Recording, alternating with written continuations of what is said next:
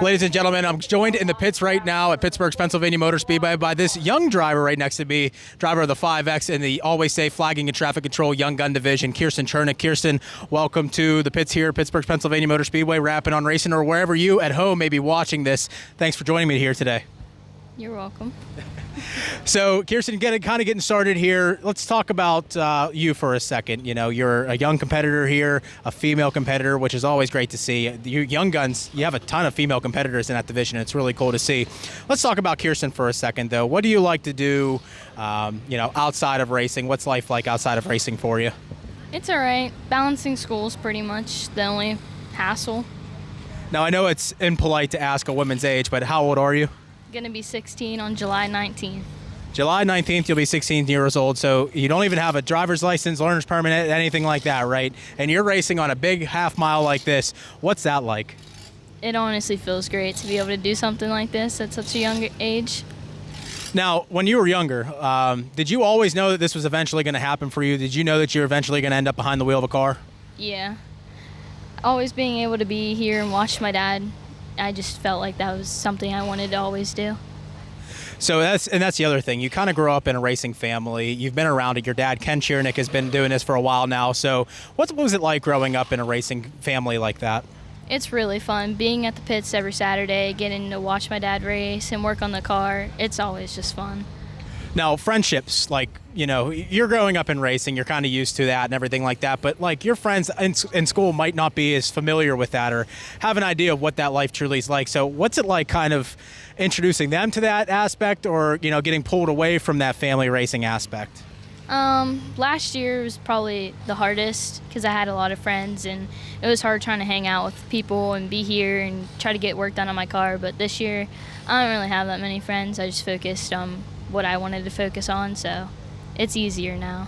It's pretty mature for a young girl your age. I mean, to make that decision early on to say, you know what, this is what I like, this is what I want to do, and this is what I prioritize. It's pretty big of you. Yeah, I race with my boyfriend now, so that's basically what I focus on, and I have a few friends in my division, and I think that's most important. Now, did you jog my memory? I'm pretty sure you did. You raced last year in this division as well. Is that correct? Yeah.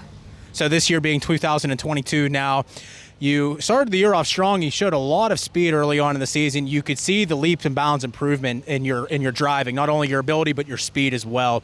And then something unfortunate happens early on in the season. You get tangled up in a racing incident over in turns 3 and 4 and wrecked the car, pretty much totaled it.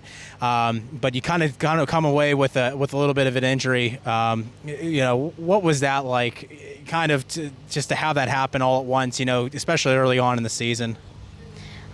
Being in the crash sucked because you can't do anything. And being here, it's fun being at the races, but being here when you can't drive, it's kind of upsetting. But the crash itself, it was like traumatizing. And I'm not really scared to get into a car again because I did it before. It just takes time to feel comfortable again.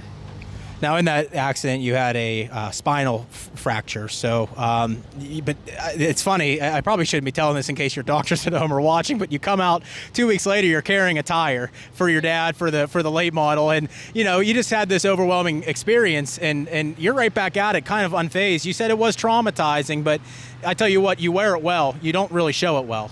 Yeah, it's hard to stay away from it. Like, I had restrictions, but if you're doing something like this all the time, you can't just stay away. I think the exciting news coming out of all of this is, though obviously the negative and the bad of the wreck is, after talking to you, following up from that accident, first off, knowing that you were okay was great, but then you say, oh yeah, whenever I turn 16, I'm jumping in this car behind me. So, you're coming out of this as a young gun competitor driving a front-wheel drive Chevy Cavalier, and now you're going to be behind the wheel of a Rush late model whenever you do come off this injury. That's big news, and that's a big jump, too. Yeah, we're going to try to take some time and get myself comfortable and learn about the car and practice at practice tracks, but I'm excited. It's actually going to help me learn and get my career started in racing. So talk to me a little bit more about this transition up to a new car. Did you see yourself at the age of 16 jumping into something like this? No, not at all, but the opportunity came and I'm excited. Let's try. You have a lot of female competitors here at Pittsburgh. I would reckon to say if you could probably tally all the tracks in the Western PA region together, and you still probably wouldn't have as many as you have here at Pittsburgh on a single night, which is really impressive.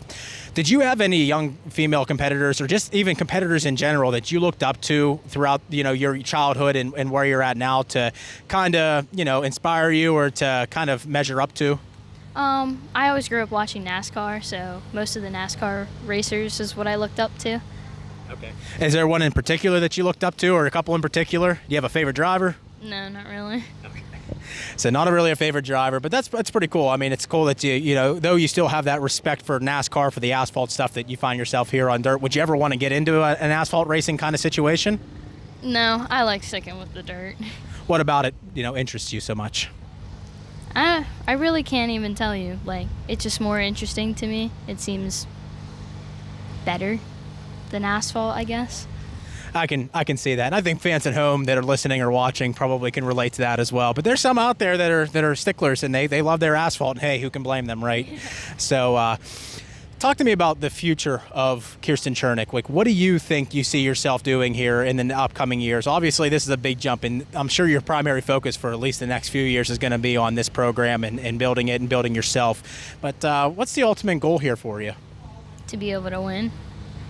So as far as divisions of racing, are you it's I know it's early to tell too, because you really haven't even gotten your feet wet with this one yet, but is there a division that really you would like to hone in on and focus in on?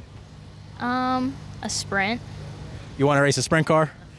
Like the winged ones, I love when they come here and being able to watch them. They just seem really interesting and fun to drive. Yeah, they're fast. There's no doubt about it. They're fast, and I think it's probably cost-wise. I mean, you're talking probably pretty competitive too. So that's a good point. Now, if there's tracks out there, obviously you've been a homer here at Pittsburgh for the most part. But is there any other tracks out there that you would like to kind of explore and go race at? We've raced this car at Lernerville and Tyler County. I haven't raced there, but those are the two tracks I would like to try.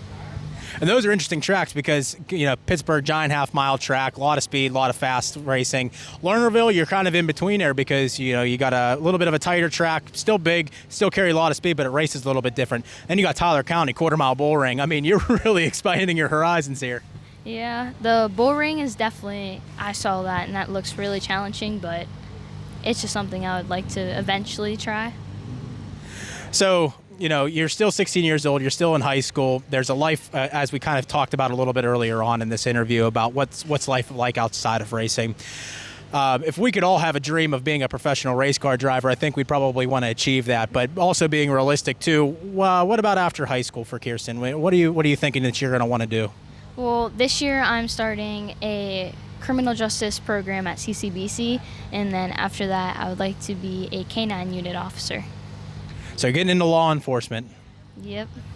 So look on your local streets here in the upcoming years for Kiersten Chernik, officer at law, to be cracking down on the crime and the criminals. So that's a pretty cool story, Kiersten. I'm glad we got the chance to catch up here tonight and to kind of cover a little bit about what's going on with you and your career. Still early stages, still kind of getting everything figured out. But I think we have something beautiful in front of us in the fact that you're a young competitor. You've shown a lot of speed, and you're jumping into something really, really fortunate for yourself here in the next coming weeks. As of this interview, we are expecting to see you at some point in the 2022 season behind the wheel of this car. Is that correct?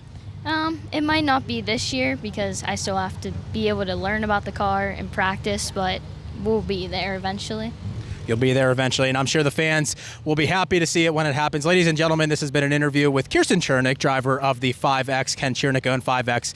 I guess we can go ahead and say it's probably not going to be a young gun anymore because the car was totaled, and that'll pretty much be it. So let's just go ahead and officially say that she will now be the pilot of the Kiersten Chernik, or the Ken Chernik-owned 5X family car. So thank you very much for your time, Kiersten. We appreciate it here on Rappin on Racin' and wherever you may be watching this or listening to this. And we appreciate your time, and good luck with the remainder of the season, and have fun tonight. Thank you.